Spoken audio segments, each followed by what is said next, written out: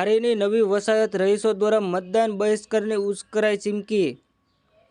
ધારીની નવી વસાહતના સ્થાનિકો દ્વારા પ્રાંત કલેક્ટરને પાઠવાયું આવેદનપત્ર। જય અરજણ ગંગલ નામના યુવકના ત્રાસથી નવી વસાહતના રહીશો ત્રાહિમામ। યુવતીઓને છેડતી અને માથાભારે જનૂન સ્વભાવના યુવકને પાસા તળે પકડવા સ્થાનિકોની માંગ। નવી વસાહતમાં ભયનું વાતાવરણ ઊભું કરનારા યુવક સામે કાયદેસરની કાર્યવાહી કરવાની માગણીઓ।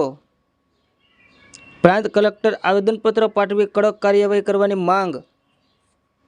તંત્ર દ્વારા કાર્યવાહી નહીં કરવામાં આવે તો મતદાન બહિષ્કારની ચીમકી। રિપોર્ટર સંજય વાળા, ધારી।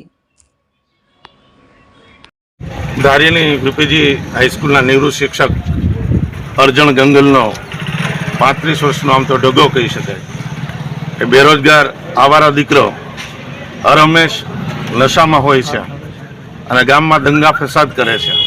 બહેનો દીકરીઓની સલામતી જળવાતી નથી। 3 દિવસ પહેલાં 2 રાહદારી મહિલાઓ ઉપર, સારા ઘરની મહિલાઓ ઉપર નિર્લજ હુમલો કર્યો।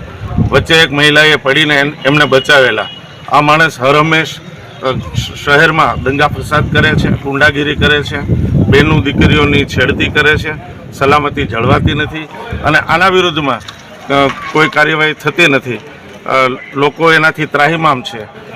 એના માટે આજરોજ ધારી નગરના સૌ નગરજનો, માતાઓ, બહેનો, બાળકો સહિત અમે સૌ અહીંયા ઉપસ્થિત રહી મહેરબાન પ્રાંત કલેક્ટરના માધ્યમથી આવેદનપત્ર આપવા જઈ રહ્યા છીએ કે તાત્કાલિક ધોરણે જો આમની પાસા તળે ધરપકડ કરવામાં નહીં આવે તો અમે મતદાનનો બહિષ્કાર કરીશું।